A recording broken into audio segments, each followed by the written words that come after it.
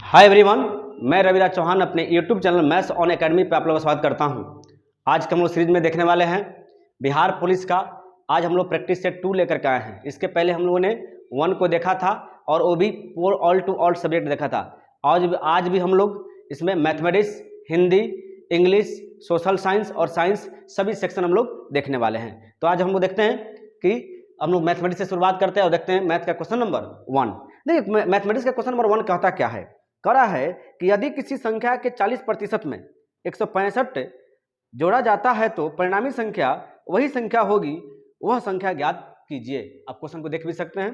देखिए कहता क्या है, आज का क्वेश्चन नंबर 1 नहीं, कहता है कि यदि किसी संख्या में 40%, संख्या का मतलब x में 40%, 40% का मतलब क्या होता है 40 बट्टा में 100 में अगर 165 जोड़ा जाता है तो यही संख्या प्राप्त होता है, मतलब x ही प्राप्त होता है। अब देखिए काटे तो काट दीजिए, 20 दूना 40, 20 पचे 100। यहाँ पे देखिए क्या हो जाएगा 2x बट्टा में 5, 2 में x से गुना कीजिए 2x बट्टा 5। ये देखिए प्लस में इधर आएगा तो माइनस में। अब देखिए प्लस में तो क्या हो जाएगा माइनस में 165 इधर चला जाएगा। अब देखिए बट्टा में 1, 5 और 1 का अगर एलसीएम की बात किया जाए तो 5 आ गया, नहीं तो क्या हो जाएगा 2x, 1 5 जब 5 तो 5 में x से गुना कीजिएगा तो क्या हो गया 5x बराबर 165। अब 5x में से 2x गया तो कितना बचेगा 3x बट्टा में 5 बराबर 165। अब देखिए 3 से काट दीजिए, तो 3 से अगर काटते हैं इसको तो क्या हो जाएगा 3 पच्चे 15, 3 पच्चे 15, यानी x बराबर हो जाएगा 5 गुने 55, यानी क्या होगा 50 25 के 5, 50 25 26 27 275। ऑप्शन की बात की जाए तो ऑप्शन नंबर 3 इस क्वेश्चन का आंसर हो जाएगा। आप लोग देख भी सकते हैं कि कितना इजी क्वेश्चन यानी पूछा हुआ है, संख्या पे आधारित पहला क्वेश्चन इसने पूछा है। अब हम देखते हैं नेक्स्ट क्वेश्चन। देखिए क्वेश्चन नंबर 2 कहता क्या है, कह रहा है कि एक दुकानदार एक सामान को 190 रुपया में 5% की हानि पर बेचता है। यदि वह सामान को 10% के लाभ पर बेचना चाहता है तो विक्रय मूल्य ज्ञात कीजिए। तो देखिए सबसे पहले आपको देखना होगा कि एक दुकानदार एक सामान को 90 रुपया की हानि में बेचना। देखिए एसपी का वैल्यू आपको दिया हुआ है क्वेश्चन नंबर 2। देखिए एसपी का वैल्यू 190 दिया हुआ है, जबकि ये भी पता है कि 5% हानि पर बेच रहा है। तो देखिए एसपी जब दिया हुआ है तो सीपी निकालना होगा, तो 190 गुने जब भी सीपी निकालते हैं तो 100 कहाँ देते हैं जी, ऊपर देते हैं। 100 फॉर्मूला में क्या होता है 100 ऊपर होता है। अब देखिए प्रॉफिट हुआ है कि लॉस हुआ है, तो देखिए लॉस हुआ है कितना परसेंट की 5% की, तो 100 में से 5 गया तो कितना बचेगा 95 बचेगा। नहीं अब कहता है कि यदि वह उसी सामान को एक 10% लाभ पर बेचना चाहता है, मतलब कितना में बेचना चाहता है वो 110। देखिए प्रॉफिट को क्या करते हैं, ये हमारा सीपी निकल गया, फिर से एसपी निकालना है तो क्या करेंगे 110 बट्टा में 100। देखिए पहले कंडीशन में 100 ऊपर था, नीचे में 100 नीचे, 100 से 100 कट गया। नहीं अब देखिए कटेगा, देखिए 19 से कट रहा है, 19 पचे 95, 19 से कम 19 जीरो का जीरो। देखिए 5 से 5 दूनी 10, 11 दूना 22, यानी 220 रुपया इस क्वेश्चन का आंसर होगी। ऑप्शन की बात किया जाए तो ऑप्शन नंबर 4 इस क्वेश्चन का आंसर हो गया। अब हम लोग देखते हैं नेक्स्ट क्वेश्चन। देखिए क्वेश्चन नंबर 3 आप लोग इस क्वेश्चन को देख सकते हैं। कहता क्या है, कह रहा है कि cot 13 यानी cot 13, cot 27 into cot 60 into cot 63 और cot 77 का मान ज्ञात कीजिए। तो देखिए इसको निकालते कैसे हैं, कह रहा है कि cot 13 क्या कर रहा है cot 13 डिग्री, फिर कह रहा है कि cot 27 डिग्री, फिर कह रहा है कि cot 60 डिग्री, फिर कह रहा है cot 63 डिग्री। देखिए cot 63 डिग्री और फिर है cot 77 डिग्री, यही ना है जी, cot 77 डिग्री का मान ज्ञात कीजिए। देखिए ऐसे क्वेश्चन जब भी आ जाए इनटू में हो तो इसको बनाने का सबसे अच्छा तरीका क्या है, देखिए ये 13 है ना, 13 और 77 को जोड़िएगा। देखिए जब सेम चीज हो, tan tan हो, cot cot हो। अब देखिए तो यहाँ पे 13 और 27 को जोड़िएगा तो देखिए 27 और 13 क्या होगा 90 हो गया। कितना हो गया 90।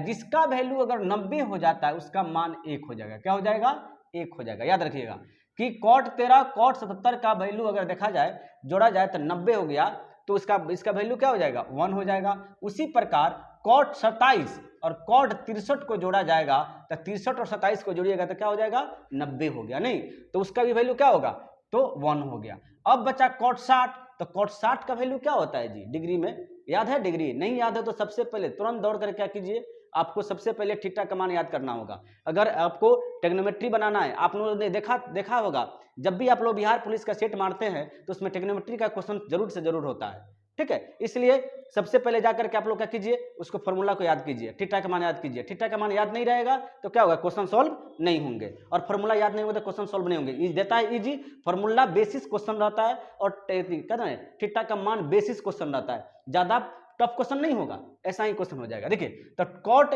अब क्या बच गया, कॉट 60 बच गया, नहीं तो कॉट 60 का वैल्यू अगर देखा जाए तो क्या होता है, 1/√3 होता है।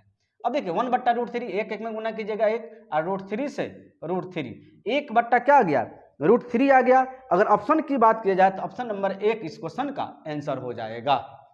अब हम देखते हैं नेक्स्ट क्वेश्चन।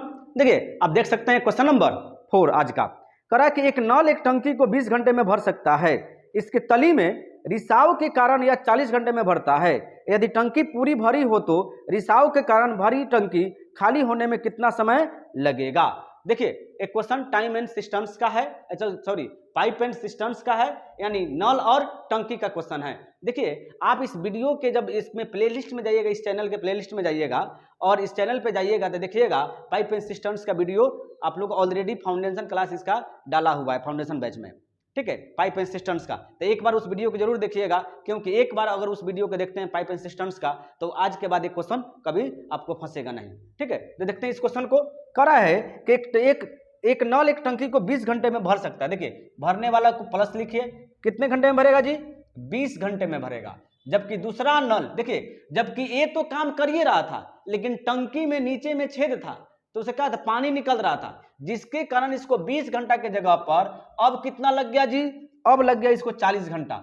40 घंटा क्यों लगा, ये तो भर तो रहा था लेकिन 20 से निकल रहा था। क्या कहता है कि टंकी में रिसाव के कारण, ठीक है, इसको भरने की जगह पे जो 20 घंटा लगा, अब कितना घंटा लगा, 40 घंटा। तो उस समय क्या काम किया, ये भर रहा था, ये निकाल रहा था, इसलिए 40 देंगे। अब टोटल की बात किया जाए, टोटल कितना होगा, 20 और 40 का टोटल कितना होता है, 40 होता है। क्या होता है, 40। अब देखिए 20 दूना 40 और 40 से कम 40, 20 दूना 40 और 40 से कम 40। अब बताइए ए कितना भर रहा है जी, 2 भर रहा है, ए 2 भर रहा है, जबकि 2 में से 1 निकाल देंगे तो कितना बचेगा, 1 बच गया। इसका मतलब बी का एफिशिएंसी क्या हो गया, 1 हो गया। अब क्वेश्चन आपके कह रहा है कि टंकी को खाली होने में कितना समय लगेगा इस रिसाव के कारण। तो देखिए तो बी यानी खाली कितना देर में करेगा, तो टोटल टंकी अगर आपको 40 भरा हुआ है और खाली करने का दर 1 है तो 40/1 यानी 40 क्या हो जाएगा, 40 घंटा इस क्वेश्चन का आंसर हो जाएगा। अगर ऑप्शन की बात किया जाए तो ऑप्शन नंबर 3 इस क्वेश्चन का आंसर हुआ। अब हम देखते हैं क्वेश्चन नंबर 5। आप देख सकते हैं क्वेश्चन नंबर 5 को, कहता है कि 2 सेंटीमीटर त्रिज्या वाले गोले का पृष्ठीय क्षेत्रफल वर्ग सेंटीमीटर में क्या होगा। अच्छा आप लोग एक बात ध्यान दिए होंगे, जब भी आप प्रैक्टिस सेट बनाते हैं बिहार पुलिस का तो उसमें देखते होंगे टाइम एंड वर्क का क्वेश्चन रहता है, रेशियो का क्वेश्चन रहता है, प्रॉफिट आपको परसेंटेज का क्वेश्चन रहता है, नहीं प्रॉफिट एंड लॉस का क्वेश्चन रहता है, और एडवांस में देखा जाए तो ट्रिग्नोमेट्री का क्वेश्चन रहता है, ज्योमेट्री का और मेंसुरेशन का। जबकि ये जो भी क्वेश्चन रहते हैं सबके सब फॉर्मूला बेसिस ही क्वेश्चन होते हैं, इसलिए आपको सबसे ज्यादा फॉर्मूला पे आपको ध्यान देना चाहिए। देखिए ये 5 नंबर यानी 5 अगर क्वेश्चन मैथमेटिक्स में पूछता है तो 5 के 5 नंबर आपका श्योर हो जाएगा। अगर थोड़ी सी आप ज्यादा थोड़ा सा मेहनत कर लीजिएगा तो आपको करना क्या होगा, उसके लिए फॉर्मूला याद करना होगा। जैसे ज्योमेट्री का जो कॉन्सेप्ट है खाली कॉन्सेप्ट याद कीजिए, आपको क्वेश्चन सॉल्व हो जाएगा। मेंसुरेशन की बात की जाए तो मेंसुरेशन का सिर्फ फॉर्मूला याद कीजिएगा तो क्वेश्चन सॉल्व हो जाएगा। ट्रिग्नोमेट्री में बात की जाए तो ट्रिग्नोमेट्री में सिर्फ आप फॉर्मूला याद कीजिएगा और आप सिर्फ उसका थीटा का मान याद कीजिए, आपसे क्वेश्चन टोटल के टोटल सॉल्व हो जाएगा। एक बार जरूर इसको आप सबसे पहले क्या कीजिए, ये तीनों को एक कॉपी में एक नोट बनाइए और तीनों चैप्टर का फॉर्मूला और कॉन्सेप्ट एक साथ रखिए और उसको क्या कीजिए, डेली बाय डेली एक बार रिकॉल कीजिए उसको। आपको क्या होगा, ये 5 के 5 नंबर कभी छूटेगा नहीं, क्योंकि 3 नंबर 5 में 3 नंबर एडवांस का पूछता है। ठीक है, तो देखते हैं हम लोग क्वेश्चन करा है कि 2 सेंटीमीटर त्रिज्या वाले गोले का पृष्ठ क्षेत्रफल क्या होगा, गोले का नहीं। देखिए आर का वैल्यू क्वेश्चन नंबर 5 में देखिए आर का वैल्यू क्या दिया हुआ जी, आर का वैल्यू आपको दिया है 2 सेंटीमीटर और कह रहा है कि गोले का कुल पृष्ठ क्षेत्रफल। देखिए गोले का अगर देखा जाए, गोले का कुल पृष्ठ क्षेत्रफल क्या कर रहा है कि पृष्ठ क्षेत्रफल ज्ञात कीजिए। अब बताइए, अब जिस बच्चे को याद ना हो कि गोले का पृष्ठ क्षेत्रफल बराबर क्या होता है, क्या बनाएंगे, नहीं बना पाएंगे। नहीं, क्या होता है इसका फॉर्मूला 4πr²। क्या होता है 4πr²। 4 पाई का मान कितना होता है जी 22/7 दिया भी हुआ है आपके क्वेश्चन में कि 22/7 लगाना है। और आर की बात किया जाता है, आर का वैल्यू कितना दिया हुआ है 2 दिया हुआ है। तो 2 का स्क्वायर देखिए यहाँ पे क्या करना है, 2 बार यानी 2 का स्क्वायर लिखना है। क्या करना है, 2 का स्क्वायर लिखना है। अब देखिए 4 22 चौका 88 बट्टा में 7 इंटू 2 का स्क्वायर क्या हो जाएगा 4, यानी 88 में 4 से गुना कीजिए, 8 चौका 32 को 2, 8 चौका 32 और 3 35, 352 बट्टा 7। देखिए 7 में यानी पॉइंट में नहीं दिया, बल्कि ऑप्शन नंबर 1 इस क्वेश्चन का आंसर हो जाएगा। तो देखिए आप लोगों ने देखा होगा कि प्रत्येक सेट में 5-5 क्वेश्चन पूछा जा रहा है मैथमेटिक्स के। मेरी यही प्रयास है कि आपको मैथमेटिक्स को मैं ऐसे बनाऊं। अब इसके बाद हम लोग क्या देखेंगे, हिंदी देखेंगे, उसके बाद हम लोग इंग्लिश देखेंगे, उसके बाद सामाजिक विज्ञान और विज्ञान देखेंगे, उसी में 5 नंबर का करंट अफेयर भी देखेंगे। तो आप लोग इसको इस सीरीज में बने रहिए, आपको एक ही वीडियो के माध्यम से टोटल सब्जेक्ट आपको करवाई जाएगी। अब हम देखते हैं हिंदी। अब हम देखते हैं हिंदी के क्वेश्चन, और क्वेश्चन नंबर 1 कहता है कि आचार शब्द में अति उपसर्ग जोड़ने पर नया शब्द बनेगा। ऑप्शन ए अतिचार, 2 अति आचार, 3 अत्याचार, 4 अत्याचार। देखिए आचार शब्द में अति उपसर्ग जोड़ने पर आपको जो बनता है वो बनेगा अत्याचार, यानी अगर देखा जाए इस क्वेश्चन का आंसर हो जाएगा ऑप्शन नंबर 3, यानी अति प्लस आचार इक्वल टू क्या होता है, अत्याचार होता है। अब हम देखते हैं next question, question number 2। Question number 2 कहता है कि कलेजा फटना मुहावरे का सही अर्थ है। ऑप्शन ए हृदय का विदर्ण हो जाना, 2 मृत्यु हो जाना, 3 असहनीय दुख होना, 4 हृदय का कमजोर हो जाना। देखिए कलेजा फटना मुहावरे का सही अर्थ जो होता है वो होता है आपको असहनीय दुख होना, यानी ऑप्शन नंबर 3 इस क्वेश्चन का आंसर हो जाएगा। तो याद रखिएगा कि कलेजा फटना मतलब असहनीय दुख होना। अब हम देखते हैं next question, question number 3। Question number 3 कहता है कि किस क्रमांक का वाक्य शुद्ध है। अगर एक में देखा जाए ऑप्शन में हत्यारे को मृत्यु दंड की सजा मिली, 2 में कहता है घर में केवल एक मात्र दरवाजा है, 3 बेटी पराये घर का धन होता है, 4 निराश की बदली छाया हुई है। यानी इसमें कह रहा है आपको कि इसमें शुद्ध कौन सा है। तो देखिए इसमें शुद्ध की बात किया जाए कि कौन सा वाक्य शुद्ध है, तो इसमें शुद्ध है कि निराश की बदली छाया है, छाया हुई है। यानी देखिए हत्यारे को मृत्युदंड की सजा मिली, एक गलत है, घर में केवल एक मात्र दरवाजा है, ये भी गलत है, बेटी पराये घर की धन होती है, ऐसा होना चाहिए, ये भी गलत है। यानी क्या सही है कि निराश की बदली छाई हुई है, यानी ऑप्शन नंबर 3 इस क्वेश्चन का आंसर हुआ। अब हम देखते हैं नेक्स्ट क्वेश्चन, क्वेश्चन नंबर 4। देखिए क्वेश्चन नंबर 4 में क्या कहता है, क्वेश्चन नंबर 4 में कहता है कि किस क्रमांक का शब्द प्रसार का पर्यायवाची नहीं है। प्रस्तर का पर्यायवाची नहीं है, प्रस्तर नहीं। तो देखिए प्रस्तर का पर्यायवाची होता क्या है, सबसे पहले उस चीज को देखिए। अगर ऑप्शन की बात किया जाए तो इसमें कहता है पाषाण, 2 में पाहन, 3 में उपल, 4 में कहता है उत्पल। तो देखिए किस क्रमांक का शब्द प्रस्तर का पर्यायवाची शब्द नहीं है, तो वो नहीं है आपको 4 नंबर, यानी उत्पल। क्या उत्पल, उत्पल जो है प्रस्तर का नहीं होता है, ठीक है। यानी अगर देखा जाए प्रस्तर का पर्यायवाची शब्द तो होता है पाषाण, पाहन, उपल, शिला, जबकि यहाँ पे उत्पल दिया है, क्या होता है उपल होता है, इसलिए यहाँ पे 4 नंबर गलत हो जाएगा। यानी इस क्वेश्चन का आंसर क्या गलत आपको चूज करना है कि पर्यायवाची नहीं है, इसलिए इसका आंसर हो जाएगा 4 नंबर। अब हम देखते हैं नेक्स्ट क्वेश्चन, क्वेश्चन नंबर 5। देखिए क्वेश्चन नंबर 5 में क्या कहता है कि निजवाचक सर्वनाम का उदाहरण है।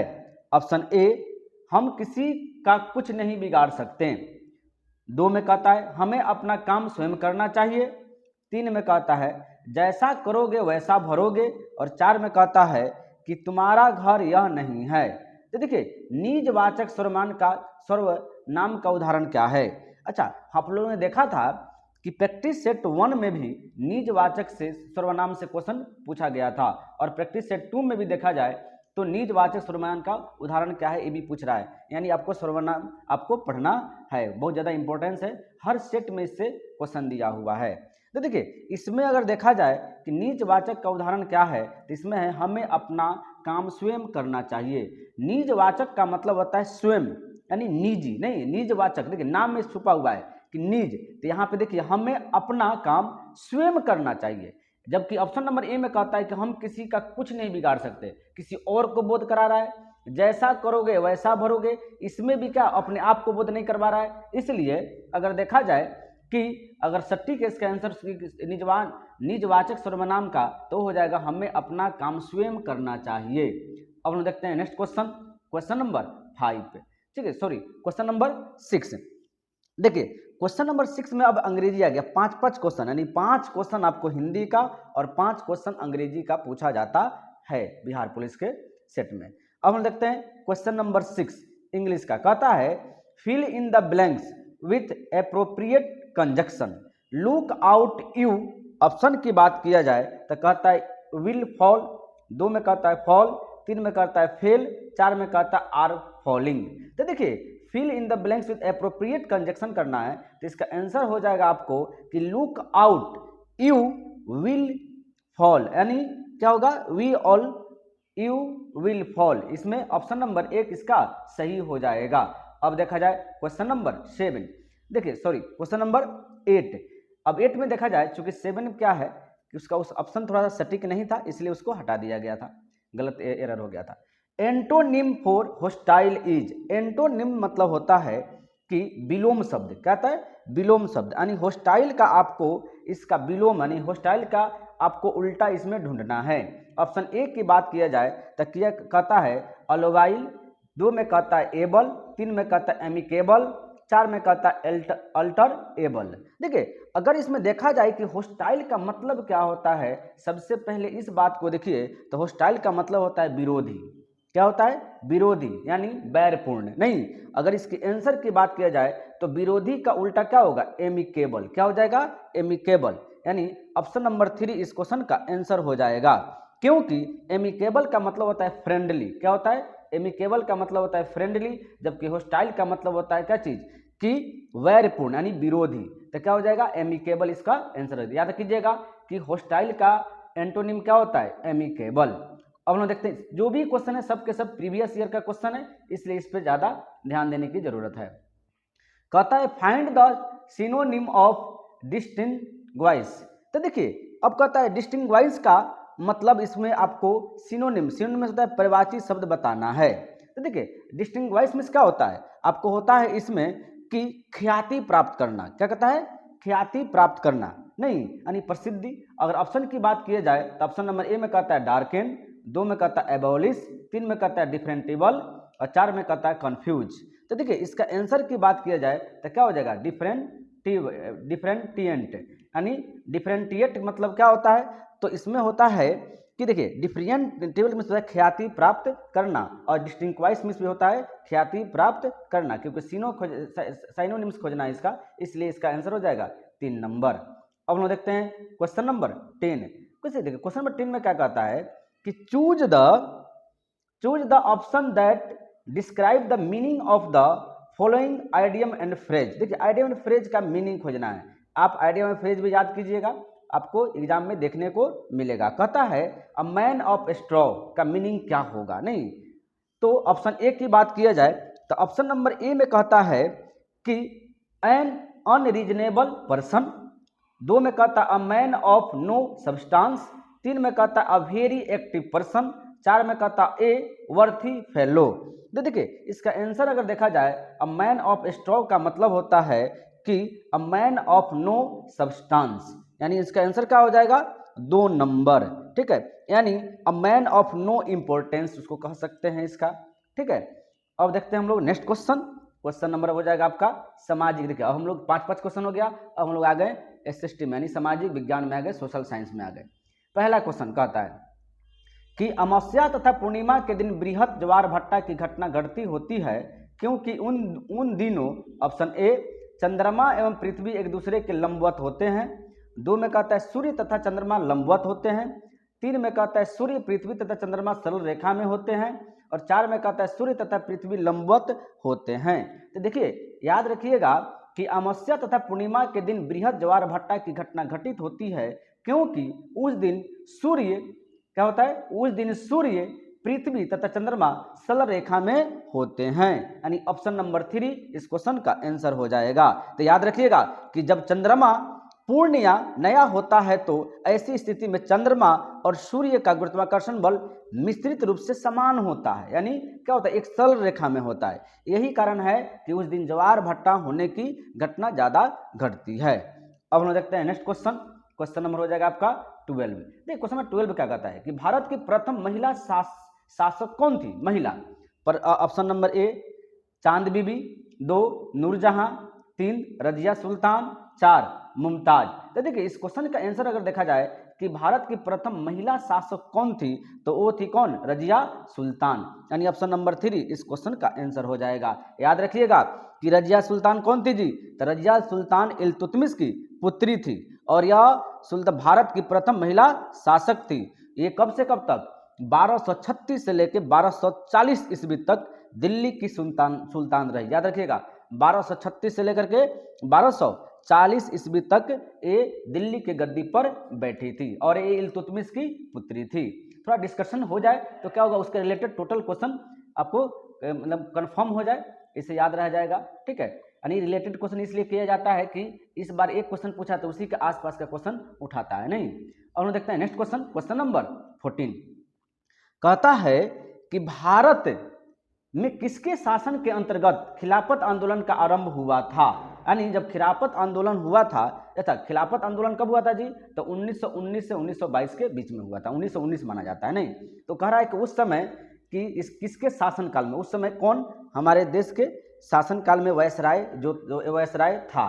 तो ऑप्शन नंबर 1 की बात की जाए तो लॉर्ड माउंटबेटन, 2 में कहता है लॉर्ड डलहौजी, 3 में कहता है लॉर्ड चेम्सफोर्ड और 4 में कहता है लॉर्ड कर्जन। तो देखिए किसके शासन काल में अंतर्गत खिलाफत आंदोलन हुआ था? तो इसका आंसर हो जाएगा लॉर्ड चेम्सफोर्ड, यानी ऑप्शन नंबर 3 इस क्वेश्चन का आंसर हो जाएगा। क्योंकि लॉर्ड चेम्सफोर्ड 1916 से लेकर के 1931 ईस्वी तक भारत का वायसराय था। ठीक है, और इसी के समय काल में 1919 में खिलाफत आंदोलन हुआ था, इसलिए इस क्वेश्चन का आंसर 3 हो जाएगा। अब लोग देखते हैं नेक्स्ट क्वेश्चन। Question number 15। देखिए क्वेश्चन नंबर 15 में क्या कहता है कि हैली का धूमकेतु कितनी अवधि में एक बार दिखाई देता है?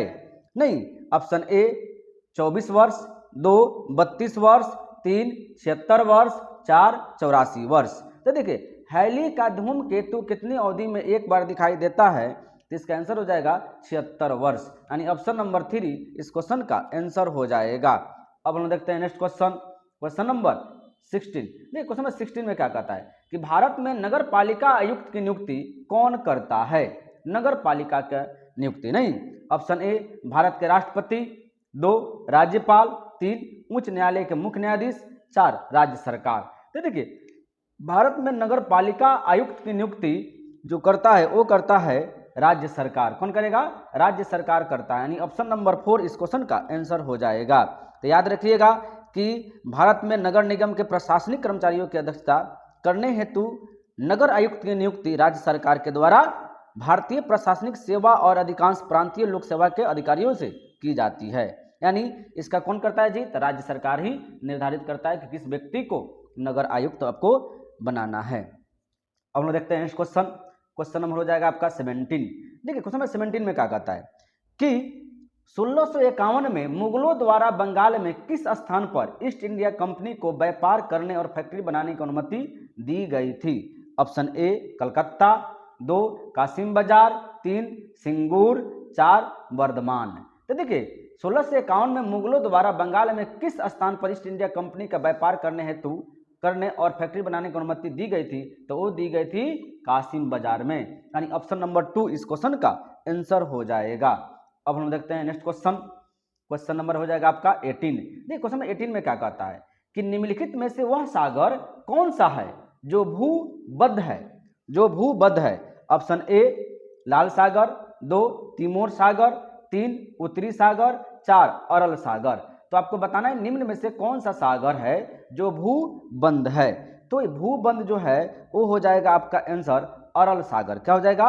अरल सागर, यानी ऑप्शन नंबर 4 इस क्वेश्चन का आंसर हो जाएगा। तो याद रखिएगा भूबद्ध सागर कौन कौन से हैं? अरल सागर, मृत सागर, ग्रेट साल्ट लेक, कैस्पियन सागर, सी ऑफ गैलीलियो, साल्टन सागर, ये सब के सब भूबंद सागर है। यानी चारों तरफ क्या है, भूबंद, यानी उसकी जो जाइएगा तो कहीं ना कहीं उसकी जब अंत होगी तो देखिएगा वो क्या होगा, भूबंद है, यानी भूमि से बंद है चारों तरफ से। अब हम देखते हैं नेक्स्ट क्वेश्चन। अब क्वेश्चन नंबर हो जाएगा आपका नेक्स्ट क्वेश्चन नंबर 19। शिव समुद्रम जलप्रपात किस नदी के मार्ग पर पाया जाता है?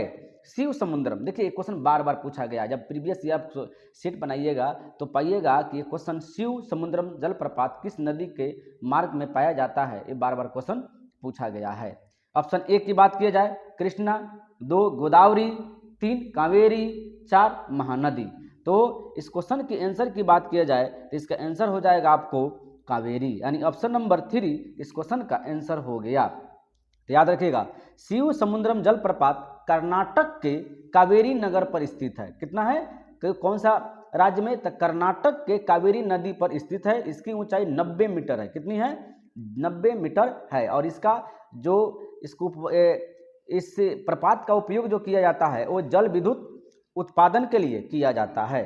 अब हम देखते हैं नेक्स्ट क्वेश्चन। क्वेश्चन नंबर हो जाएगा आपका 20। निम्न में से किस राज्य में पोलिश शरणार्थी परिवारों के लिए एक स्मारक स्तंभ स्थापित किया गया है जिन्होंने द्वितीय विश्व युद्ध के दौरान भारत को अपना घर बना लिया था?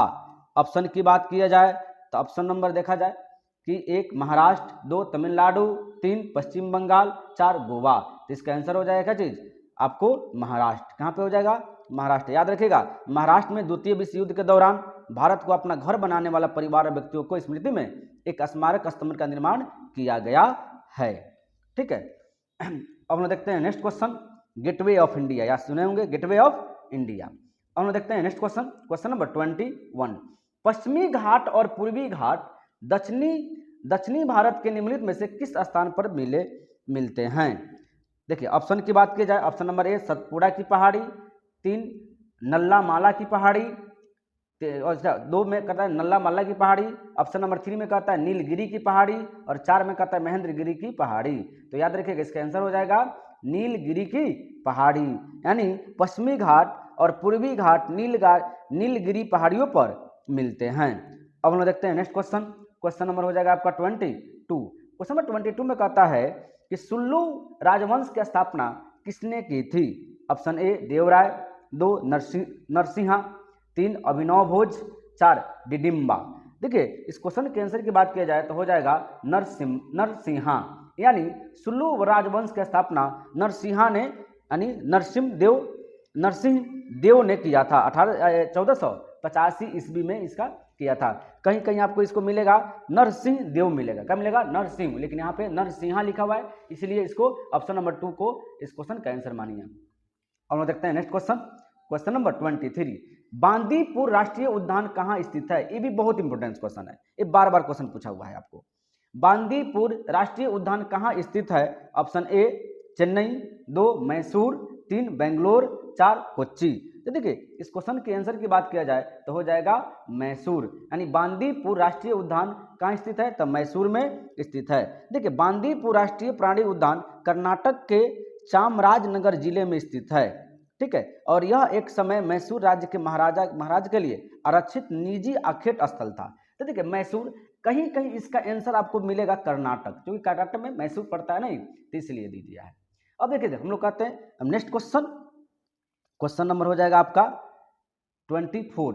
भारत में राष्ट्रीय मांस तथा पोल्ट्री प्रसंस्करण केंद्र कहां पर स्थित है? ऑप्शन की बात किया जाए, ऑप्शन नंबर ए नई दिल्ली, 2 कोच्चि, 3 बेंगलुरु, 4 मुंबई। इसका आंसर हो जाएगा ऑप्शन नंबर 1 यानी नई दिल्ली। भारत में राष्ट्रीय मांस तथा पोल्ट्री प्रसंस्करण केंद्र कहां पर है? तो नई दिल्ली में है। अब हम देखते हैं नेक्स्ट क्वेश्चन नंबर हो जाएगा आपका 25। क्वेश्चन नंबर 25 क्या कहता है कि ग्राम और लघु उद्योग समिति को डैश के रूप में भी जाना जाता है? ऑप्शन ए महालनोबिस समिति, 2 मुंशी समिति, 3 करवे समिति, 4 चक्रवर्ती समिति। इस क्वेश्चन के आंसर की बात किया जाए तो हो जाएगा ग्राम और लघु उद्योग समिति को डैश के रूप में जाना जाता है, तो उसको जानते हैं करवे समिति के रूप में। किसमें? करवे समिति के रूप में। यानी ऑप्शन नंबर 3 इस क्वेश्चन का आंसर हुआ। अब हम देखते हैं नेक्स्ट क्वेश्चन नंबर 26, भारतीय संविधान के किस अनुच्छेद में उपराष्ट्रपति को हटाने की प्रक्रिया दी गई है? यानी उपराष्ट्रपति को हटाने की प्रक्रिया किसमें है? अनुच्छेद 1, अनुच्छेद कह रहा है कि ऑप्शन नंबर ए में अनुच्छेद 67 67, 2 में कहता है अनुच्छेद 56, 3 में कहता है अनुच्छेद 60 और 4 में कहता है अनुच्छेद 77। तो देखिए भारतीय संविधान में किस अनुच्छेद में उपराष्ट्रपति को हटाने की प्रक्रिया है? तो वो है ऑप्शन नंबर 1 यानी अनुच्छेद 67 में। और देखते हैं next question, question number 27, Balwant Rai Mehta committee ने सुझाव दिया था कि पंचायती राज की संरचना का स्तर होना चाहिए।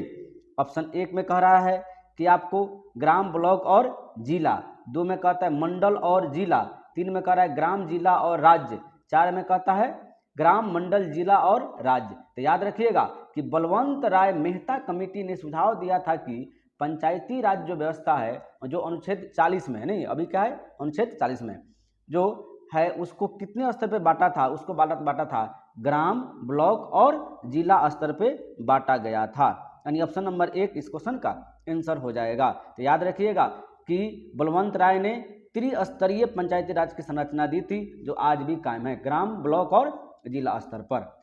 अब हम देखते हैं next question, question number 28, Bharat की नदियों को जोड़ने वाली पहली परियोजना पट्टी सीमा लिफ्ट इरिगेशन परियोजना जोड़ती है।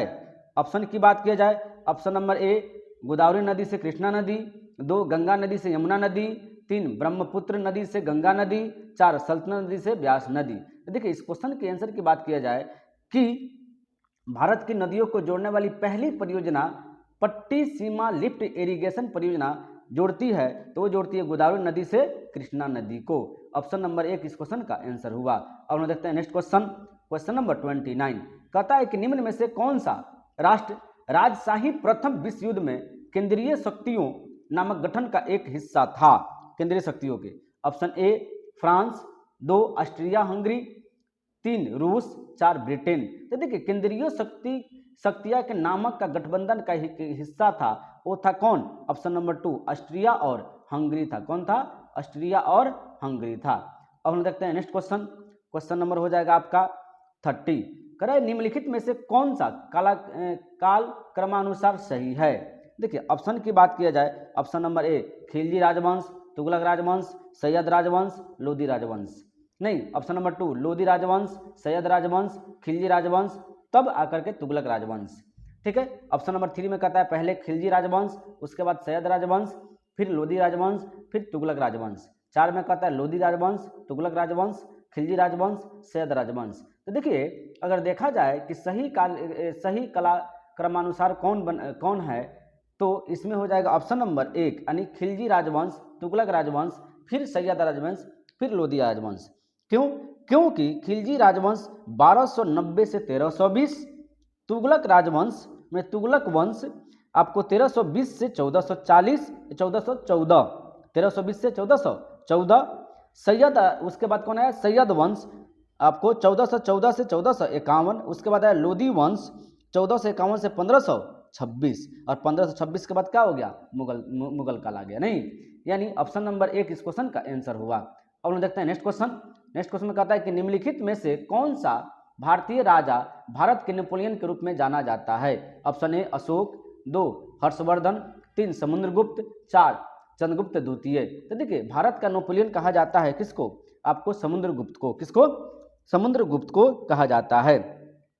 ठीक है, अब हम देखते हैं नेक्स्ट क्वेश्चन, क्वेश्चन नंबर हो जाएगा आपका 32 में कहता है कि भारत के स्वतंत्रता संघर्ष में निम्नलिखित घटनाओं का अवलोकन करें। ऑप्शन ए चौरी चौरा कांड, ठीक है, ऑप्शन क्वेश्चन नंबर 2 मिंटो मार्ले सुधार, 3 दांडी मार्च, 4 मॉन्टेग्यू चेम्सफोर्ड सुधार।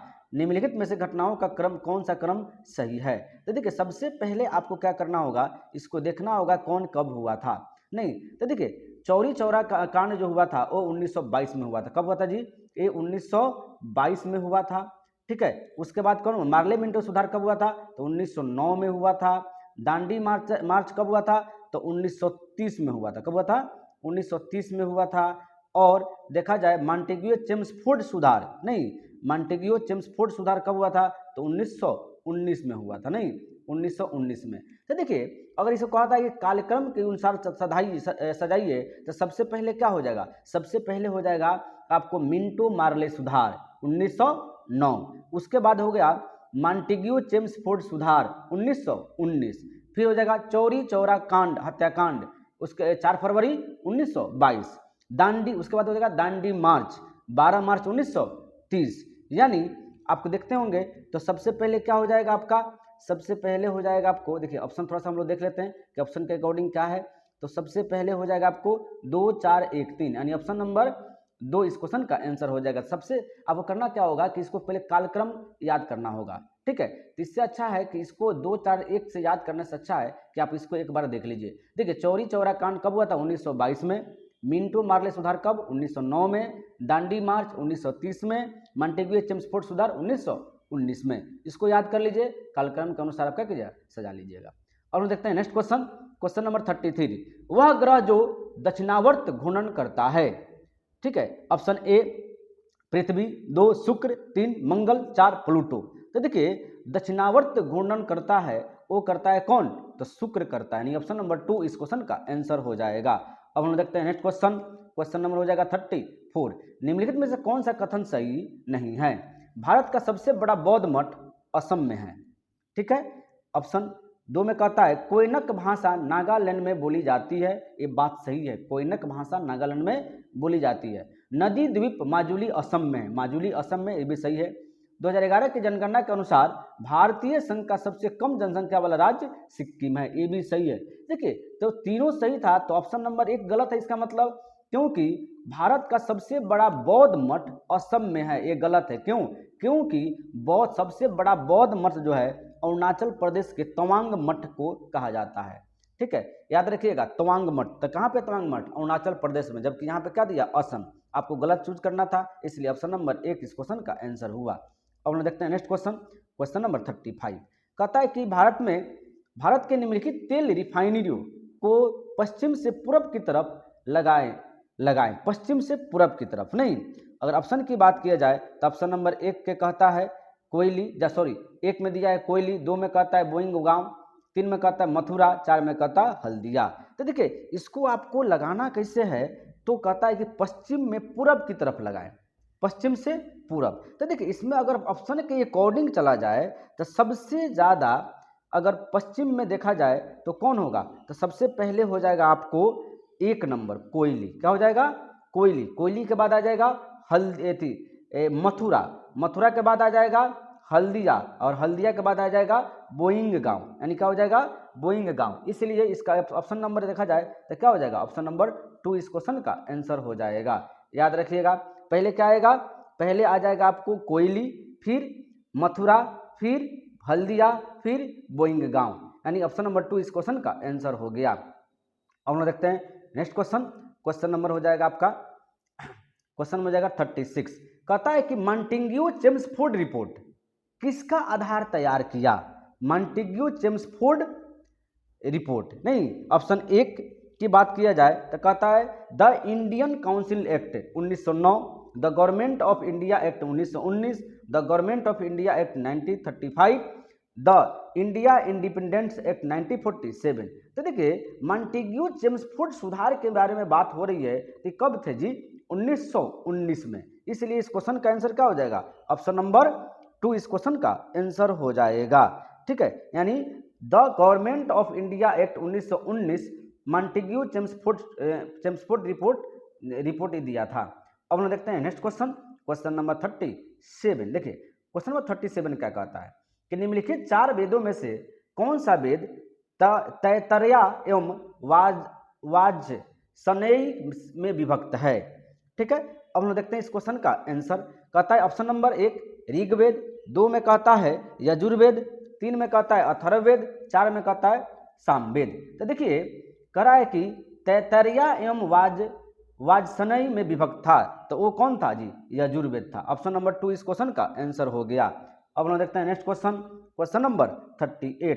देखिए क्वेश्चन नंबर 38 में क्या कहता है कि भारत के उपराष्ट्रपति को हटाने का प्रस्ताव कहाँ लाया जा सकता है, यानी भारत के उपराष्ट्रपति को अगर हटाना हो तो उसकी कहाँ पे लाएंगे हम लोग। ऑप्शन 1 केवल लोकसभा में, 2 संसद के किसी भी सदन में, 3 संसद के संयुक्त बैठक में, 4 केवल राज्यसभा में। तो याद रखिएगा कि अगर उपराष्ट्रपति को हटाना हो तो उसको केवल राज्यसभा में लाना होगा। भारतीय संविधान का अनुच्छेद 67, ठीक है, बताता है कि उपराष्ट्रपति को राज्यसभा द्वारा प्रभावी मतों से यानी 50% से अधिक मतों से पारित प्रस्ताव द्वारा हटाया जा सकता है। तो किसमें? राज्यसभा में। किस कहाँ पे लाएंगे? राज्यसभा में। याद रखिएगा उपराष्ट्रपति को हटाने के लिए केवल राज्यसभा में आपको लाना होगा कानून, तो जाकर को क्या होगा? पास हो जाएगा, बिल लाना होगा। Question number 39। क्वेश्चन नंबर 39 कहता है कि निम्नलिखित में से कौन पनामा के सीमा से नहीं सटा है? पनामा के, ऑप्शन ए कोस्टा राइस, 2 प्रशांत महासागर, 3 कोलंबिया, 4 वेनेजुएला। तो देखिए इस क्वेश्चन का आंसर की बात किया जाए कि कौन नहीं सटा हुआ है, तो वेनेजुएला नहीं सटा हुआ है। ठीक है, अब हम देखते हैं नेक्स्ट क्वेश्चन, क्वेश्चन नंबर 40। देखिए क्वेश्चन नंबर 40 में क्या कहता है कि भारतीय संविधान की कौन सी अनुसूची कहती है कि 14 वर्ष से कम आयु के बच्चे को किसी भी उद्योग या खान या किसी दूसरे खतरनाक नियोजन में नहीं रखा जाएगा? अगर ऑप्शन की बात किया जाए तो ऑप्शन नंबर 1 अनुच्छेद 24, 2 अनुच्छेद 45, 3 अनुच्छेद 330, 4 अनुच्छेद 368। इस क्वेश्चन की आंसर की बात किया जाए तो हो जाएगा अनुच्छेद 24, यानी ऑप्शन नंबर ए इस क्वेश्चन का आंसर हो जाएगा। अब हम देखते हैं नेक्स्ट क्वेश्चन, क्वेश्चन नंबर हो गया आपका 41। किस के शासन में भारत की राजधानी कलकत्ता से नई दिल्ली में हस्तांतरण हुई थी? Option A lord Hardinge, 2 lord Dalhousie, 3 lord Canning, 4 lord Ripon. तो देखिए किसके शासन में भारत की राजधानी कलकत्ता से नई दिल्ली हस्तांतरित की गई थी? तो वो थे कौन? Lord Hardinge. यानी कब किया गया था? 12 दिसंबर 1911 को जो दिल्ली दरबार लगी थी उसी में घोषित किया गया था कि अब कलकत्ता से नई दिल्ली यानी भारत की राजधानी कहाँ होगी? तो नई दिल्ली होगी, लॉर्ड हार्डिंग के समय में। अब हम देखते हैं नेक्स्ट क्वेश्चन, क्वेश्चन नंबर हो जाएगा आपका 42। नेहरू रोजगार योजना का मुख्य उद्देश्य क्या था? ऑप्शन की बात किया जाए, ऑप्शन नंबर 1 गांव में विश्व स्तरीय शिक्षा प्रदान करना, छात्रों को ऋण प्रदान करना, शहरी बेरोजगार को रोजगार प्रदान करना, 4 ग्रामीण क्षेत्रों में उपलब्ध गरीबों को निःशुल्क दवाएं उपलब्ध कराना। तो देखिए नेहरू रोजगार योजना का मुख्य उद्देश्य क्या था? तो नेहरू रोजगार मुख्य उद्देश्य था कि शहरी बेरोजगारों को रोजगार प्रदान करना, यानी ऑप्शन नंबर 3 इस क्वेश्चन का आंसर हो जाएगा। अब हम देखते हैं नेक्स्ट क्वेश्चन, क्वेश्चन नंबर हो जाएगा आपका 43। संविधान की व्याख्या करने के लिए भारत में उच्चतम प्राधिकरण कौन है? ऑप्शन 1 लोकसभा, 2 सर्वोच्च न्यायालय, 3 राज्यसभा, 4 चुनाव आयोग। तो देखिए इसमें आंसर हो जाएगा कि भारत के संविधान की व्याख्या करने के लिए भारत में उच्चतम प्राधिकरण जो है वो है सर्वोच्च न्यायालय, यानी ऑप्शन नंबर 2 इस क्वेश्चन का आंसर हो जाएगा। अब हम देखते हैं नेक्स्ट क्वेश्चन, क्वेश्चन नंबर हो गया 44। क्वेश्चन नंबर 44 में है कि प्रसिद्ध फतेहपुर सीकरी को किसने बनवाया था? ऑप्शन की बात किया जाए, ऑप्शन नंबर 1 खुर्रम, 2 शाहजहां, 3 बाबर, 4 अकबर। इस क्वेश्चन का आंसर हो जाएगा आपको अकबर, यानी ऑप्शन नंबर 4 इस क्वेश्चन का आंसर हुआ। यानी फतेहपुर सीकरी की स्थापना अकबर ने कराया था, वो भी क्या गुजरात को जीता था, इसलिए इसने उसके उपलक्ष्य में क्या किया? फतेहपुर सीकरी की स्थापना किया था। अब हम देखते हैं नेक्स्ट क्वेश्चन, क्वेश्चन नंबर हो जाएगा आपका 45। क्वेश्चन 45 में कहता है कि उस्ताद अकबर अली खान को निम्नलिखित में से किस संगीत वाद्य यंत्र में उनके योगदान के लिए याद किया जाता है? ऑप्शन की बात किया जाए, 1 तबला, 2 संतूर, 3 सितार, 4 सरोद। तो देखिए उस्ताद अकबर अली खान को याद किया जाता है सरोद के लिए। किसके लिए? सरोद के लिए, यानी ऑप्शन नंबर 4 इस क्वेश्चन का आंसर हो गया। अब हम देखते हैं नेक्स्ट क्वेश्चन, क्वेश्चन नंबर 46। देखिए क्वेश्चन नंबर 46 में क्या कहता है कि बिहार में बड़े पैमाने पर उत्खनन कार्य करवाने वाले तथा कई प्राचीन स्थलों की खोज करने वाले पुरातत्ववेत्ता कौन थे? Option A Martin Wheeler, 2 Dayaram Sahni, 3 William Jones, 4 Alexander Cunningham. तो देखिए बिहार में बड़े पैमाने पर उत्खनन कार्य करवाने वाले कई प्राचीन स्थलों की खोज करने वाले पुरातत्व जो थे वो थे अलेक्जेंडर कनिंघम, यानी ऑप्शन नंबर 4 इस क्वेश्चन का आंसर हुआ। अब हम देखते हैं नेक्स्ट क्वेश्चन, क्वेश्चन नंबर हम लोग चलेंगे 47 की तरफ। कहता है कि बिहार के तुगलक काल के सर्वाधिक महत्वपूर्ण प्रशासक मलिक इब्राहिम या मलिक बया का मकबरा कहाँ पे है? ऑप्शन 1 बख्तियारपुर में, 2 बिहार शरीफ में, 3 पटना में, 4 मुंगेर में। तो देखिए अगर देखा जाए कि महत्वपूर्ण, देखिए बिहार के तुगलक काल में सर्वाधिक महत्वपूर्ण शासक मलिक इब्राहिम, कौन है? मलिक इब्राहिम या मलिक बया का मकबरा कहाँ पे है? तो वो है बिहार शरीफ में। यानी ऑप्शन नंबर 2 इस क्वेश्चन का आंसर हो गया। अब हम देखते हैं नेक्स्ट क्वेश्चन। क्वेश्चन नंबर हो जाएगा आपका 48। भारत छोड़ो आंदोलन के क्रम में पटना सचिवालय गोलीकांड कब हुआ था? ऑप्शन 1 अगर देखा जाए 10 अगस्त को, 2 11 अगस्त को, 3 12 अगस्त, 4 15 अगस्त। तो देखिए भारत छोड़ो आंदोलन के क्रम में पटना सचिवालय में गोलीकांड जो हुआ था वो हुआ था 11 अगस्त को। कब हुआ था? 11 अगस्त को। यानी भारत छोड़ो आंदोलन 1942 में जो हुआ था तो उस दिन 11 अगस्त को यहाँ पे गोलीकांड हुआ था सचिवालय में। यानी ऑप्शन नंबर 2 इस क्वेश्चन का आंसर हुआ। अब हम देखते हैं क्वेश्चन नंबर 49। पटना महावीर मंदिर की स्थापना किसने की थी? पटना भवानी मंदिर की स्थापना किसने की थी? ऑप्शन 1 की बात किया जाए, ऑप्शन 1 में कहता है डॉक्टर काशी प्रसाद जायसवाल, 2 में कहता है सचिद्र नाथ सन्याल, 3 में भूपेंद्र नाथ दत्त और 4 में कहता है कि प्रफुल्ल चाकी। तो देखिए पटना भवानी मंदिर की स्थापना किसने की थी? तो वो किए थे भूपेंद्र नाथ दत्त ने किया था। यानी ऑप्शन नंबर 3 इस क्वेश्चन का आंसर हुआ। अब हम देखते हैं नेक्स्ट क्वेश्चन। क्वेश्चन नंबर हो जाएगा आपका 50। कहता है कि मंजूषा चित्र शैली किस क्षेत्र में लोकप्रिय थी? मंजूषा नहीं, ऑप्शन की बात की जाए वैशाली, 2 अंग, 3 पाटलिपुत्र, 4 नालंदा। तो मंजूषा चित्र शैली, देखिए बार बार क्वेश्चन पूछा हुआ है कि मंजूषा चित्र शैली किससे संबंधित है? तो वो है अंग से। किससे है? अंग से। ठीक है, यानी अंग मतलब भागलपुर, याद रखिएगा अभी का नाम क्या है? भागलपुर क्षेत्र में। ठीक है, यानी ऑप्शन नंबर 2 इस क्वेश्चन का आंसर हो जाएगा। अब हम देखते हैं नेक्स्ट क्वेश्चन। Question number 51। निम्नलिखित में से गलत जोड़े की पहचान कीजिए। गलत बताना है आपको। ऑप्शन 1 कह रहा है क्या चीज कि नालंदा गिरदकुट पर्वत, बात सही है जी। पश्चिमी चंपारण सोमेश्वर की पहाड़ी, ये भी बात सही है। मुंगेर खड़गपुर की पहाड़ी, ये भी सही है। 4 में देखिए भागलपुर मंदार पर्वत, ये गलत है। ठीक है, यानी ऑप्शन नंबर 4 इस क्वेश्चन का आंसर हो जाएगा। ठीक है, अब हम देखते हैं नेक्स्ट क्वेश्चन। क्वेश्चन नंबर हो जाएगा आपका 52। देखिए क्वेश्चन नंबर 52 का आता है कि वे नदियां जो बिहार के पश्चिमी भाग से पूरब की ओर प्रभावित होते हुए गंगा नदी में मिलती है उनका सही क्रम क्या है? यानी कहां से? पश्चिम भाग से पूरब की ओर, पश्चिम भाग से पूरब की ओर। ऑप्शन 1 गंडक सरयू बूढ़ी गंडक बागमती, 2 में सरयू गंडक बूढ़ी गंडक बागमती, 3 में कहता है सरयू बूढ़ी गंडक गंडक बागमती, 4 में कहता है बागमती बूढ़ी गंडक गंडक कोसी। तो देखिए सही क्रम क्या है? क्रम में सजाना है तो सब, लेकिन क्रम के अनुसार सजाना है, नहीं पश्चिम भाग से पूरब की ओर प्रभावित होने वाली। तो देखिए सबसे पहले क्या होगा? सरयू, फिर गंडक, फिर बूढ़ी गंडक, फिर बागमती। यानी ऑप्शन नंबर 2 इस क्वेश्चन का आंसर हो जाएगा। अब हम देखते हैं नेक्स्ट क्वेश्चन। बिहार का सबसे बड़ा अभयारण्य कौन सा है? ऑप्शन ए कैमूर अभयारण्य, 2 वाल्मीकि नगर वन्य जीव अभयारण्य, 3 संजय गांधी जैविक उद्यान, 4 राजगीर अभयारण्य। देखिए बिहार का सबसे बड़ा अभयारण्य कौन सा है? तो वो अभयारण्य हो जाएगा आपको कैमूर अभयारण्य। यानी ऑप्शन नंबर 1 इस क्वेश्चन का आंसर हो जाएगा, क्योंकि इसका जो क्षेत्रफल की बात की जाए तो लगभग 1784 वर्ग किलोमीटर है। ठीक है, और कैमूर कहाँ पड़ता है जी? तो कैमूर रोहतास जिले में पड़ता है, याद रखिए कहाँ पड़ता है? रोहतास जिले में पड़ता है। और हम देखते हैं नेक्स्ट क्वेश्चन। क्वेश्चन नंबर हो जाएगा आपका 54। बिहार का सबसे पुराना कृषि विश्वविद्यालय कहाँ पर है? Option A Samastipur Pusa, 2 Muzaffarpur, 3 Nalanda, 4 Bhagalpur Sabour. तो देखिए बिहार का सबसे पुराना कृषि विश्वविद्यालय जो है वो है समस्तीपुर पूसा। यानी ऑप्शन नंबर 1 इस क्वेश्चन का आंसर हुआ। अब हम देखते हैं नेक्स्ट क्वेश्चन। क्वेश्चन नंबर हो जाएगा आपका 55। बिहार की स्थापना कब हुई थी? ऑप्शन 1 में कह रहा है कि 1911, 2 1912, 3 1913, 4 1914।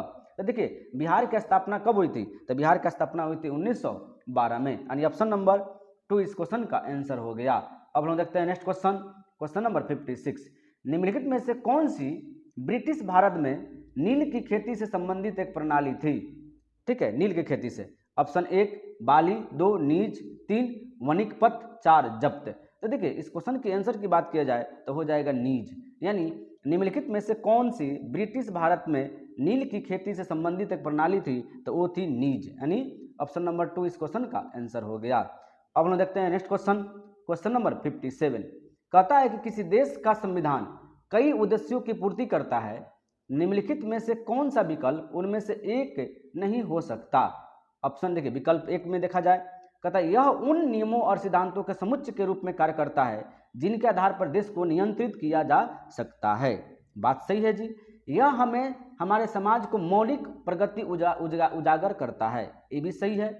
इसमें यह शामिल है कि देश को सरकार के अध्यक्षीय स्वरूप को बरकरार रखना है, ठीक है। और 4 में देखा जाए यह कुछ आदर्शों को सहमति देता है जिन्हें देश को बरकरार रखा जाना चाहिए, ये भी सही है। देखिए इसमें गलत जो है वो है अध्यक्षीय स्वरूप, हमारा संविधान कहीं भी अध्यक्षीय स्वरूप नहीं दे रहा है, इसलिए क्या हो जाएगा ऑप्शन नंबर 3 इस क्वेश्चन का आंसर हो जाएगा।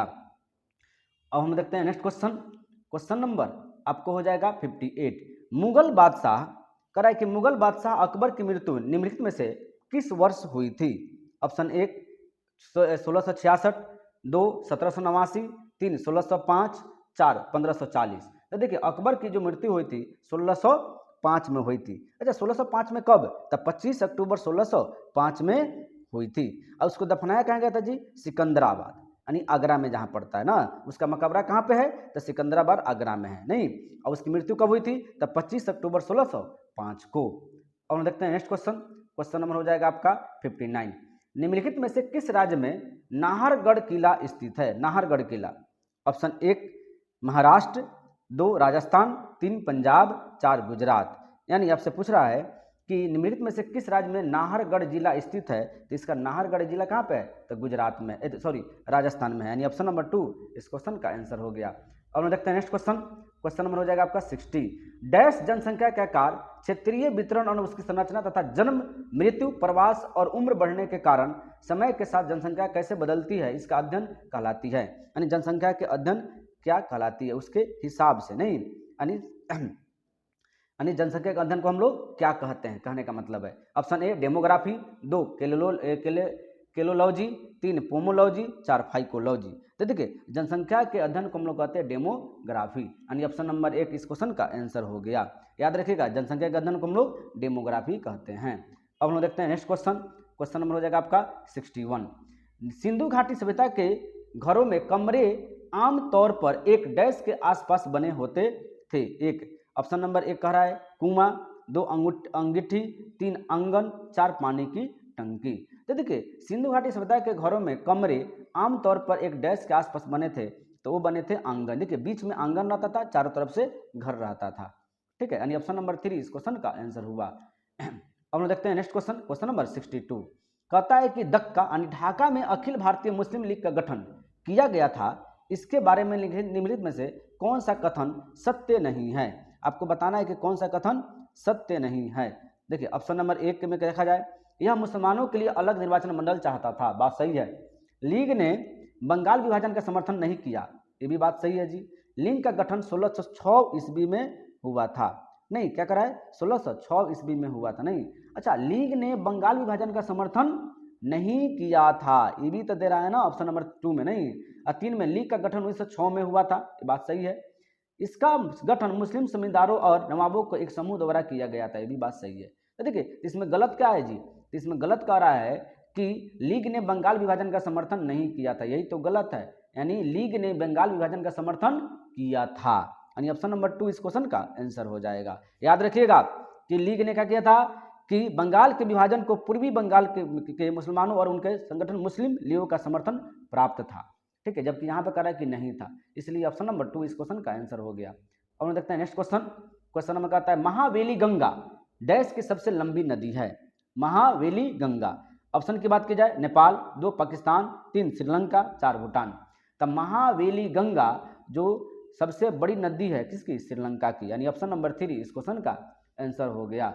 अब हम देखते हैं नेक्स्ट क्वेश्चन, क्वेश्चन नंबर 64। कहता है कि निर्गम मूल्य क्या है। यह बाजार मूल्य से अधिक मूल्य है, 2 यह बाजार मूल्य से कम मूल्य है, 3 यह किसान द्वारा तय किया गया मूल्य है। 4 यह बाजार मूल्य के समान मूल्य है। तो आपको बताना है कि निर्गम मूल्य क्या है। तो देखिए निर्गम मूल्य जो कहते हैं या बाजार मूल्य से कम मूल्य को हम लोग निर्गम मूल्य कहते हैं। याद रखिएगा, बाजार मूल्य से कम मूल्य को हम लोग निर्गम मूल्य कहते हैं। इसलिए ऑप्शन नंबर 2 इस क्वेश्चन का आंसर हो जाएगा। अब हम देखते हैं नेक्स्ट क्वेश्चन। क्वेश्चन नंबर हो गया आपका 65।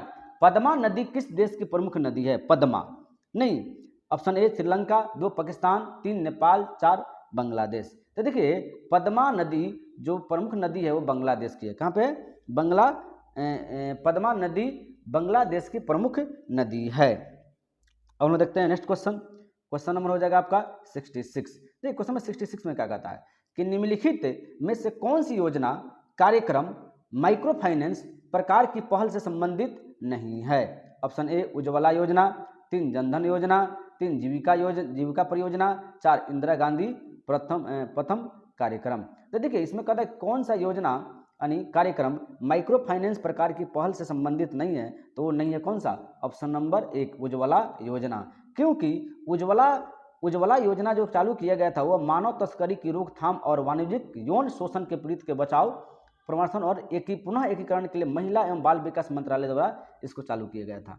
ठीक है, इसलिए ऑप्शन नंबर 1 इस क्वेश्चन का आंसर हुआ। और हम देखते हैं नेक्स्ट क्वेश्चन। क्वेश्चन नंबर हो जाएगा आपका 67। बस्तर दशहरा निम्नलिखित में से किस राज्य में मनाया जाता है? बस्तर दशहरा नहीं, ऑप्शन ए उत्तर प्रदेश, 2 हरियाणा, 3 छत्तीसगढ़, 4 झारखंड। तो बस्तर दशहरा जो मनाया जाता है वो हो जाता है छत्तीसगढ़ में, यानी ऑप्शन नंबर 3 इस क्वेश्चन का आंसर हुआ। अब हम देखते हैं नेक्स्ट क्वेश्चन। क्वेश्चन नंबर हो जाएगा आपका 68। फुटबॉल में गोल लाइन और पेनल्टी स्पॉट के बीच की दूरी कितनी होती है? ऑप्शन ए 22 गज, 2 12 गज, 3 10 गज, 4 9 गज। तो देखिए अगर देखा जाए कि प्लेंटी क्षेत्र में कितने गज की प्लेंटी गोल लाइन और प्लेंटी स्पॉट के बीच की दूरी कितनी होती है? तो 12 गज होती है। इसलिए ऑप्शन नंबर 2 इस क्वेश्चन का आंसर हो गया। याद रखिएगा कितना होता है? 12 गज होता है। अब हम देखते हैं नेक्स्ट क्वेश्चन। Question number 69। देखिए 70। क्वेश्चन नंबर 70 कहता है कि वैज्ञानिक तथा औद्योगिक अनुसंधान परिषद CSIR भारत सरकार के निम्नलिखित में से किस मंत्रालय के तहत आता है? याद रखिएगा कि CSIR यानी वैज्ञानिक तथा औद्योगिक अनुसंधान परिषद किसके अंतर्गत आता है? ऑप्शन ए की बात किया जाए तो वाणिज्य एवं उद्योग मंत्रालय, 2 पृथ्वी विज्ञान मंत्रालय, 3 विज्ञान और प्रौद्योगिकी मंत्रालय, 4 शिक्षा मंत्रालय। तो याद रखिएगा किसके अंतर्गत आता है जी? तो ऑप्शन नंबर 3 यानी विज्ञान और प्रौद्योगिकी मंत्रालय के अंतर्गत ही आता है वैज्ञानिक एवं औद्योगिक अनुसंधान परिषद CSIR आता है। ठीक है, अब हम देखते हैं नेक्स्ट क्वेश्चन। क्वेश्चन नंबर हो जाएगा आपका 71। अंतर्राष्ट्रीय सरस्वती महोत्सव का उद्घाटन किस राज्य में किया गया? अंतर्राष्ट्रीय सरस्वती नहीं, ऑप्शन ए हरियाणा, 2 पंजाब, 3 उत्तर प्रदेश और 4 राजस्थान। तो अंतर्राष्ट्रीय सरस्वती महोत्सव का जो किया गया था वो किया गया है हरियाणा में। कहाँ पे? हरियाणा में। अब हम देखते हैं नेक्स्ट क्वेश्चन। क्वेश्चन नंबर हो जाएगा 72।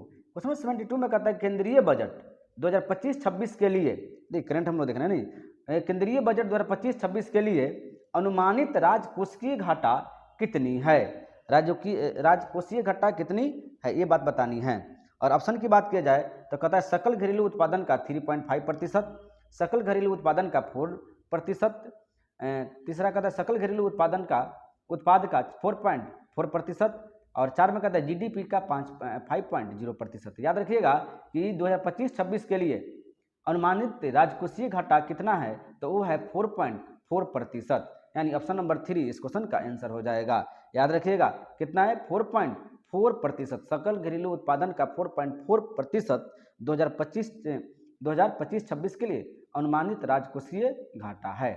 अब हम देखते हैं नेक्स्ट क्वेश्चन। Question number 73। संयुक्त अरब अमीरात के राष्ट्रपति शेख मोहम्मद बिन जायद अल नाहयान ने 2025 को डैश घोषित किया, 2025 को डैश घोषित किया है। ऑप्शन की बात किया जाए तो ऑप्शन नंबर ए सुरक्षा वर्ष, 2 सतत जल संसाधन वर्ष, 3 डिजिटल विभाजन को दूर करने का वर्ष, 4 समुदाय का वर्ष। तो देखिए इसको जो 2025 को किया था वो किया है समुदाय का वर्ष। याद रखिएगा कि संयुक्त अरब अमीरात के राष्ट्रपति शेख मोहम्मद बिन जायद अल नाहन ने 2025 को समुदाय का वर्ष घोषित किया है? अब हम देखते हैं नेक्स्ट क्वेश्चन। क्वेश्चन नंबर हो जाएगा आपका 74। विश्व बैंक लॉजिस्टिक प्रदर्शन सूचकांक में भारत का कौन सा स्थान है? अगर ऑप्शन की बात किया जाए तो ऑप्शन नंबर 1 हो जाएगा 36वां, 2 32वां, 3 56वां, 4 38वां। तो याद रखिए कौन सा है जी? 38वां है। ठीक है, यानी भारत विश्व बैंक लॉजिस्टिक्स प्रदर्शन सूचकांक में भारत का स्थान 38वां है। अब हम देखते हैं नेक्स्ट क्वेश्चन। क्वेश्चन नंबर हो जाएगा आपका 75।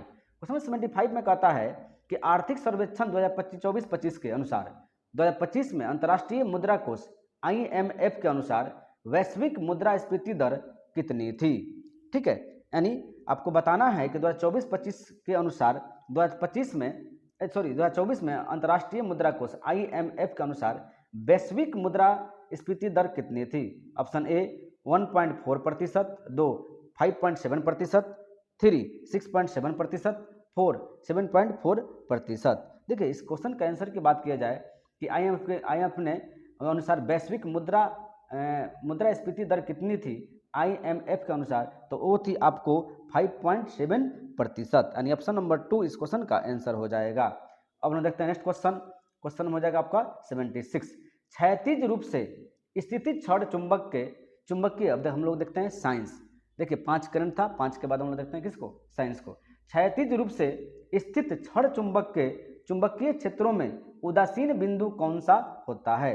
ऑप्शन ए वह बिंदु जहां चुंबकीय क्षेत्र दिशा बदलता है, 2 वह बिंदु जहां चुंबकीय क्षेत्र सबसे दुर्लभ होता है, 3 वह बिंदु जहां चुंबकीय क्षेत्र सबसे प्रबल होता है, 4 वह बिंदु जहां चुंबकीय क्षेत्र शून्य होता है।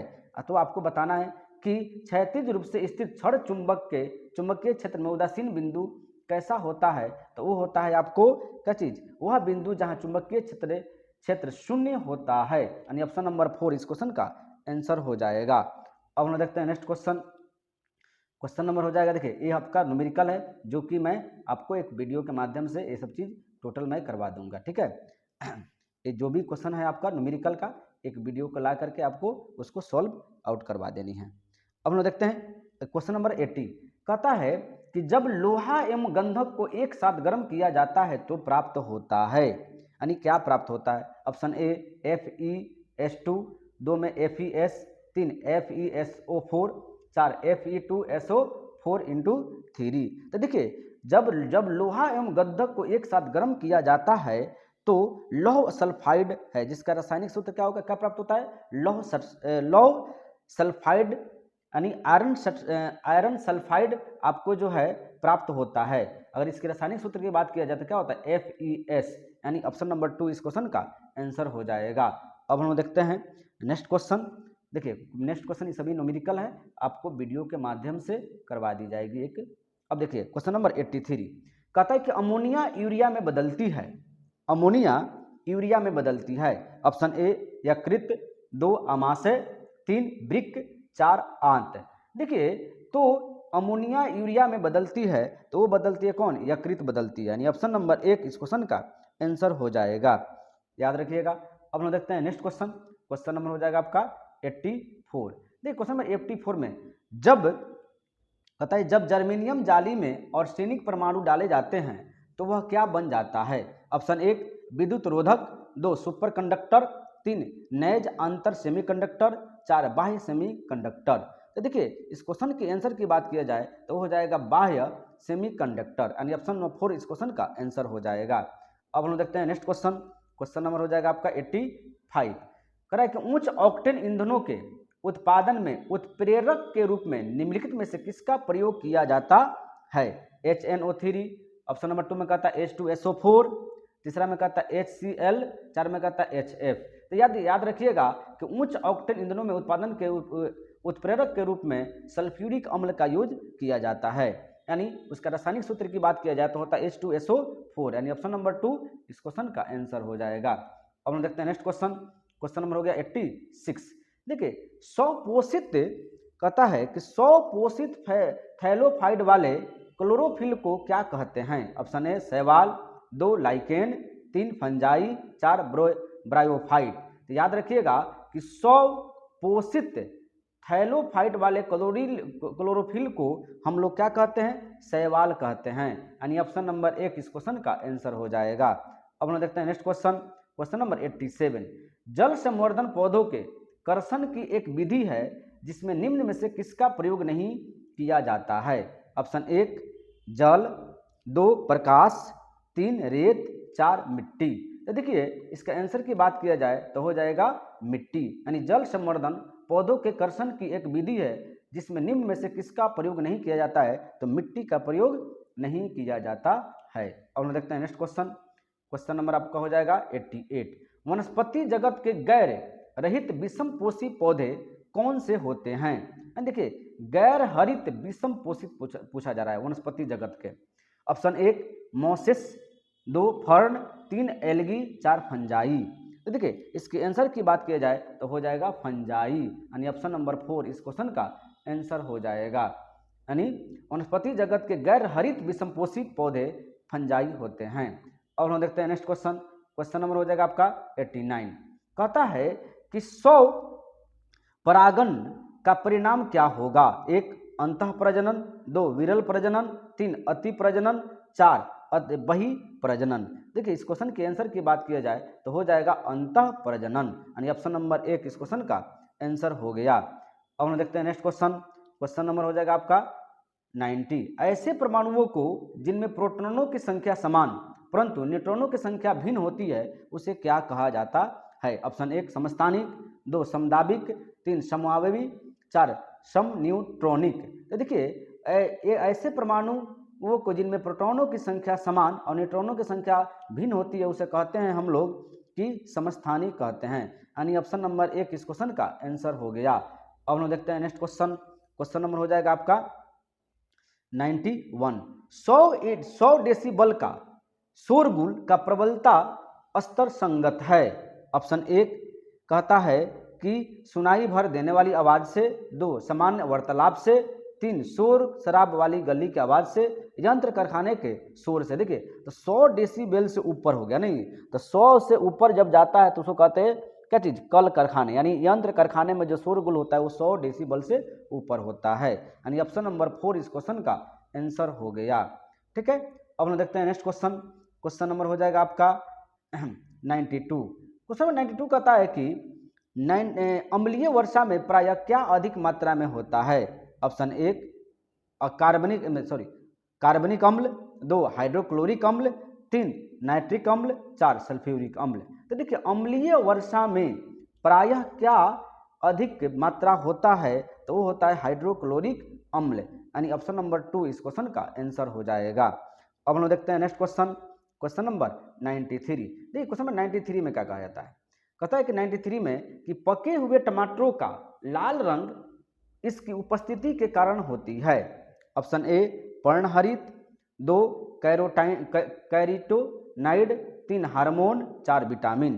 तो देखिए पके हुए टमाटरों का लाल रंग इसकी उपस्थिति के कारण होता है, तो वो होता है आपको ऑप्शन नंबर 2 कैरोटीनॉइड के कारण होता है।